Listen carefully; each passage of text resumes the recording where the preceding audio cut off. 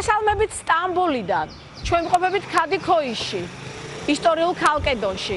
სწორედ აქ 2011 წელს გაიხსნა ქართული ხელოვნების სახლი. სწორედ ის არის ჩვენი დღევანდელი გადაცემის ისტორიის გაკვეთილის მასპინძელი. კეთილი იყო ჩვენი ფეხი ქართულ სახლში. მოგესალმებით ბატონო იბერია. ქართული სუვენური, კავკასიური ჩოხები და ქართული საკრავები, დუდუკი, სალამური.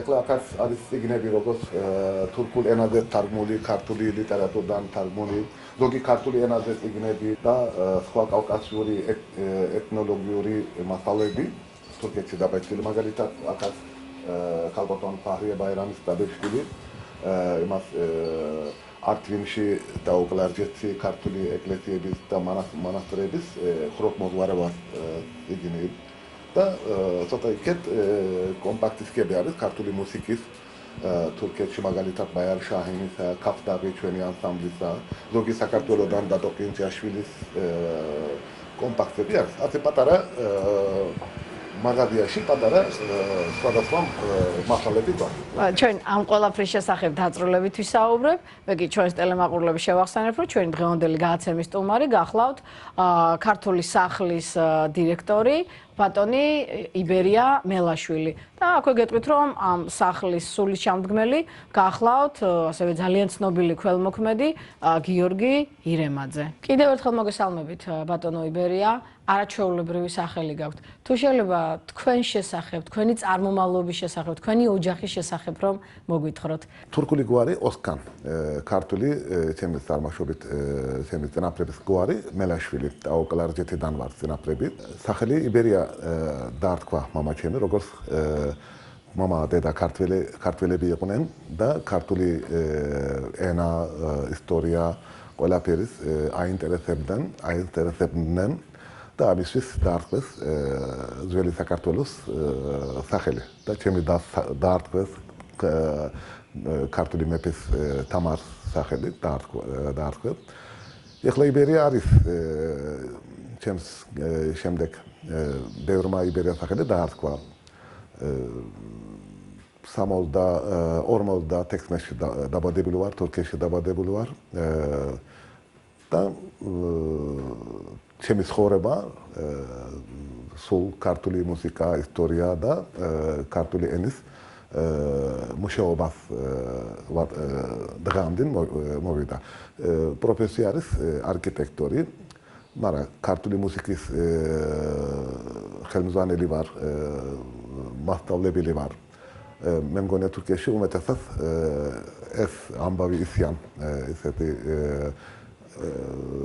ინფორმაცია ასე არის, როგორც დაახლოებით 40 წელიწადზე მეტი ქართული მუსიკა, ქართული ცეკვები და ქართული ფოლკლორზე მუშაობ და რა ვიცი თურქეთში ქართული ფოლკლორი და ქართული კულტურა თუ ვინც აინტერესებს ბოლოთ ჩემთან მოდიან. ორი შვილი მყავს, ერთი 18 წლისა აჰმედ ბეკა ოსკან მელაშვილი, ქართული სახელით დავარქვით, მამაჩემის სახელით დავარქვით. ეხლა უნივერსიტეტში არის ანკარაში, კომპიუტერზე სწავლობს. მეორე შვილი, ქალიშვილი, როგორც ნათია ნურ ოსკან, ორი სახელით დავარქვით. ნურ ნიშნავს თურქულად, ნათიას თურქულად. ის 13 წლის არის, მერვე კლასში მიდის. ჩემი მეუღლე მაჭახლელია, ქართული ენის სპეციალისტია, როგორც ძალიან კარგად მაღალ დონეს ქართული თარგმანები, რომანები ქართულიდან თურქულ ენაზე და მასწავლებელი არის. და ქართული ოჯახი არის. ჩემი შვილებმა ძალიან ცოტა ისიან ქართულად ლაპარაკი, მაგრამ ნელ-ნელა მუსიკა ძალიან კარგად ისიან. მაგალითად, ჩემი შვილი, ორი შვილის პიანინო დაკრა ისიან და ჩემი შვილი ბეკა კიდევ კარგად მაღალ დონეს სალამურის დაკრა. როგორ გადაწყდა ქართული ხელოვნების სახლის შექმნა? ვინ არის დამაარსებელი და როგორ ხდება აი აქ ღონისძიებების დაგეგმვა? დიდი სიხარული ამბავი იყო ჩვენთვის ეს ქართული ხელოვნების სახლის idea. დიდი ხანია მქონდა იდეა, მაგრამ როგორც თქვა, თურქეთში ქართველების არ სათვისტომო იყო, არ შეხვედრა იყო, ის ცნობდნენ, მაგრამ ყველა ხანდახან შეხვედრები იქნებოდა, მაგრამ ქართული ხელოვნება, ქართული კულტურას ასეთი ბინაში, ასეთი ადგილი სულ საჭირო იყო. და ჩემ დის ძმის გიორგი რამაძეს ბევრჯერ ვილაპარაკეთ ამ საგანზე. ისეთი ადგილი იყოს, რომ ჩვენი ქართული სიმღერის ანსამბლის რეპეტიციების დარბაზი იყოს, კონცერტები, ზოგი ღონისძიებები, გამოფენა, ქართული მხატვრები და ქართული ეთნოლოგიური ყველაფერი ასეთი პატარა სახში იყოს, ასეთი აზრი. ძალიან დიდი დახმარება საჭირო იყო, როგორც ასეთი ამბავისთვის, ეკონომიურად და მორალურად თანახმა ვიყავით. ეს იდეა ჰქონდა და მე ვილაპარაკეთ შენი გიორგის ერთად, ასეთი სიზმარი მართლაც მისი სიზმარი ყოფილა ასეთი ადგილი. და მე მოიფიქრე, სად უნდა იყოს ისტანბულში ყველაზე კარგი უბანი, როგორც ცენტრალური უბანი იყოს და ხელოვანი ხალხი. და მე მოიფიქრე, კადექიოი მოდა. დიდი ხანი ვეძებეთ, ასეთი ადგილი ვნახეთ, დაახლოებით 8 თვე რემონტის მერე ასეთი სახლი გაიმართლა. ძალიან ყოფილი ვარ დაახლოებით 5-6 წელიწადი, არა, 4-5 წელიწადი ჩაიარა, მაგრამ მთელი დღე აქ ვართ, ჩვენი ცხოვრება აქ არის, ჩემი ოჯახი, შვილები და ჩვენი ქართველი მეგობრები და თურქი მეგობრების აქ ვართ. ახლა 4-5 წლის მერე ვფიქრობ, რომ ძალიან სწორი იდეა ყოფილა, რეალური იდეა ყოფილა, რომ საჭირო ყოფილა. არათუ თურქეთი, კონკრეტულად სტამბოლი ძალიან ვრცელი და დიდია. როგორ ეძებთ, როგორ პოულობთ ქართველები ერთმანეთს და ხდება თუ არა მოძიება საინტერესო პროფესიის ადამიანების? კი ბატონო, ახლა ქართული ხელოვნების გასხნის დღემდე ბევრი ხალხი ვიცნობდით, როგორც მე და გიორგი და ჩვენი კოლეგა, როგორც ამხანაგები, ძალიან გახარებული იყვნენ ჩვენი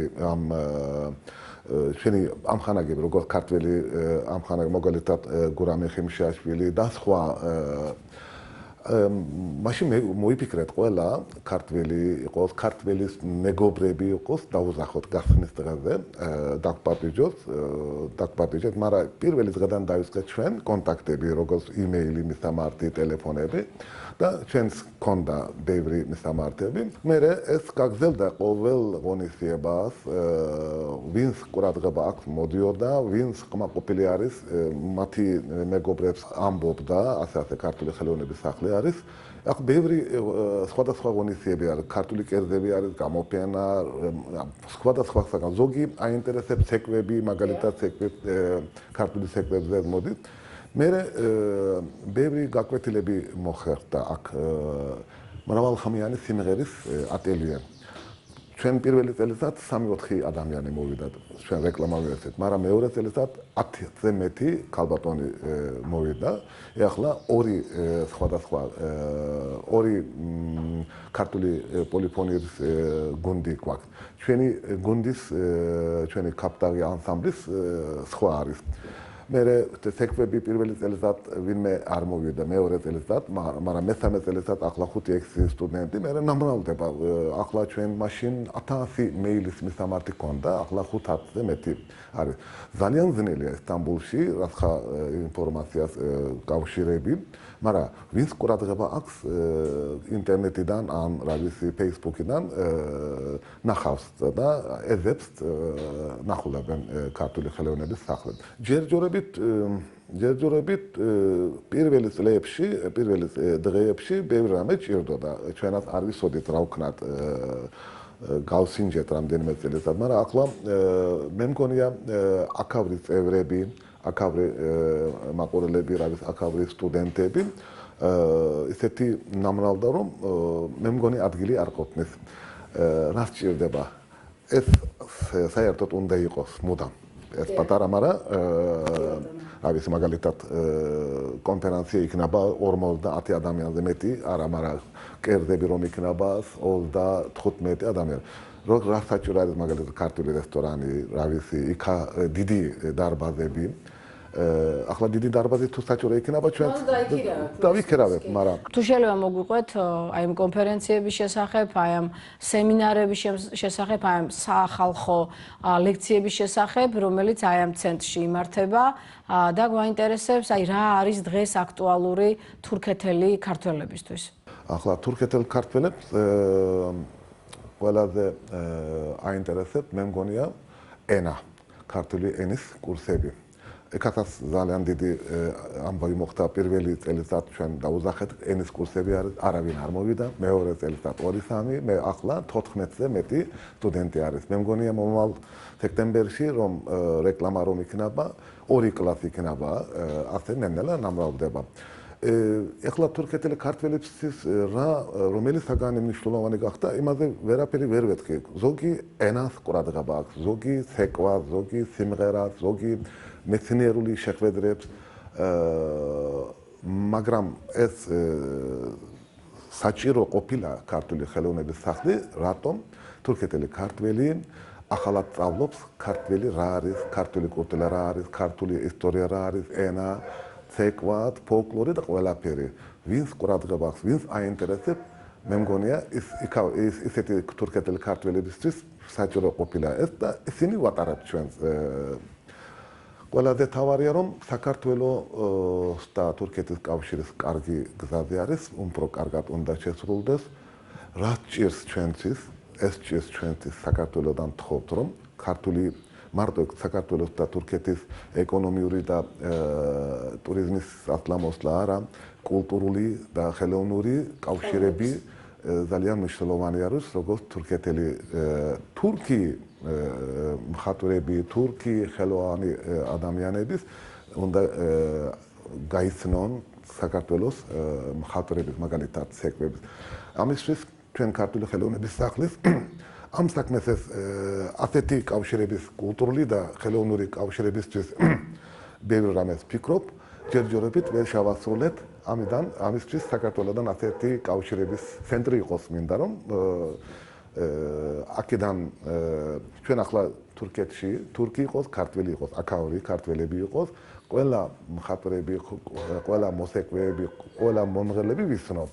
მაგრამ აქ მოდიან ახლა საქართველოში ხიდი უნდა ვიყოთ რომ მაგალითად ზოგმა ვორქშოპები უნდა ვიყო, ზოგმა საქართველოში გამოფენა აქაური თურქეთელი ქართველი, ჩერქეზი, აფხაზი ისეთი მხატვრების ხელოვნების კი ბატონო. ასეთი მე მგონი ეს საჭირო არის ახლო ხანში ესენი დავიწყებთ მე მგონი. ნამდვილად იმისთვის რომ აი ჩვენი სულიერება შეერთდეს და აღსდგეს ურთიერთობა ორი მხარეა საჭირო. ჩვენ წამოვიღეთ ეს საქართველოა მშვენიერი ალბომი ბატონი ბადრი ვადაჭკორიასი და აქ არის ჩატეული მთელი ჩვენი ურთიერთობების სილამაზე. ასევე მინდა გადმოგცეთ საპატრიარქოს უწყების რამდენიმე ნომერი, სადაც ძალიან საინტერესო სტატიებია მათთვის, ვინც მოვლენ ამ სახლში, წაიკითხავენ, გაეცნობიან. ასევე უწმინდესი და უნეტარესის პატრიარქის ჩვენი ილია მეორის მშვენიერი საგალობლები, რომლებიც ასევე გაგვაერთიანებს სულიერად. მე მინდა რომ თურქეთელ ქართველებს იმ 2 მილიონ ადამიანს, რომელიც ჩვენი სამყაროს ნაწილია, გადავცეთ. არა მარტო თურქეთელი ქართველებისთვის, საქართველოში იციან გიორგი ირემაძე, იციან რომ ეს არის ადამიანი, რომელიც ძალიან ბევრს იხარჯება საიმისოდ, რომ ეს იქნება კონფერენციები, ეს იქნება სემინარები, ეს იქნება ძალიან მნიშვნელოვანი ექსპედიციები და ეს სახლიც, ხელოვნების სახლიც მისი ქველმოქმედების შედეგია. ამიტომ მეც მინდა რომ მას გარკვეულწილად მადლობა უთხრა იმისთვის, რასაც ის ჩვენი ურთიერთობების აღსადგენად აკეთებს. ბატონო გიორგი, თქვენზე ლეგენდები დადის საქართველოში. 4 წელია უკვე აქ ფუნქციონირებს ეს ქართული ხელოვნების სახლი. ანუ ამ 4 წლის განმავლობაში შეიძლება ითქვას თუ არა რომ სახლმა გაამართლა და შეძლო ქართველების გაერთიანება. ოჯახური იდეა იყო, მელაშვილის და ირემაძიების ოჯახური იდეა იყო.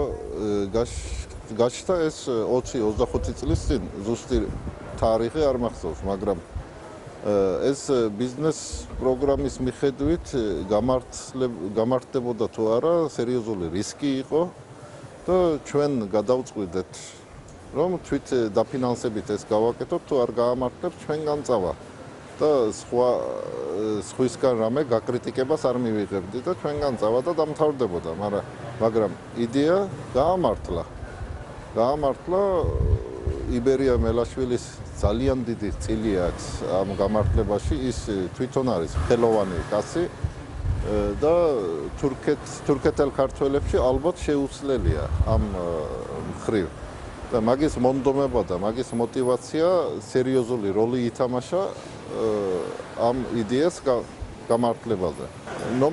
ნომერ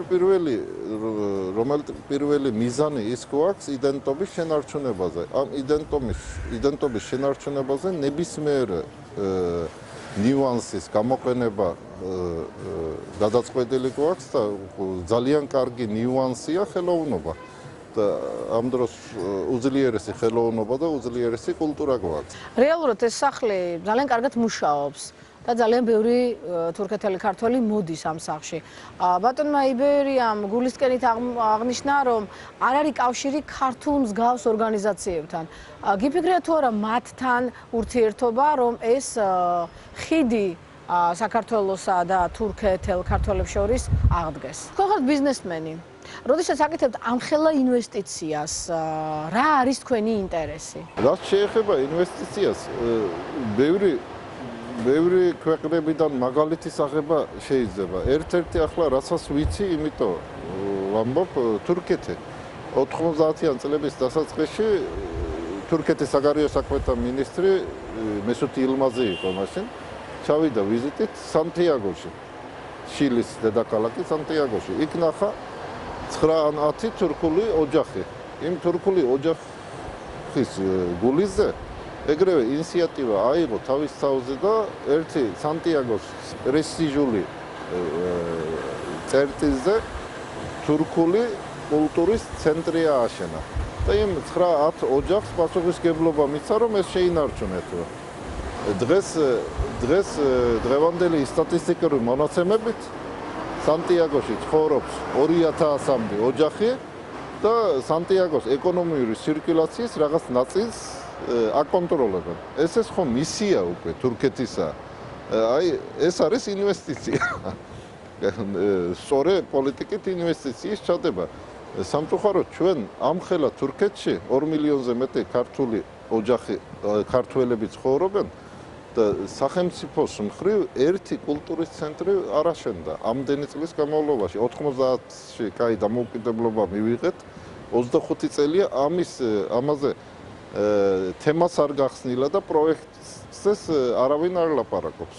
ძალიან დიდი მადლობა მინდა გითხრათ მასპინძლობისთვის. ღმერთი იყოს ჩვენთან.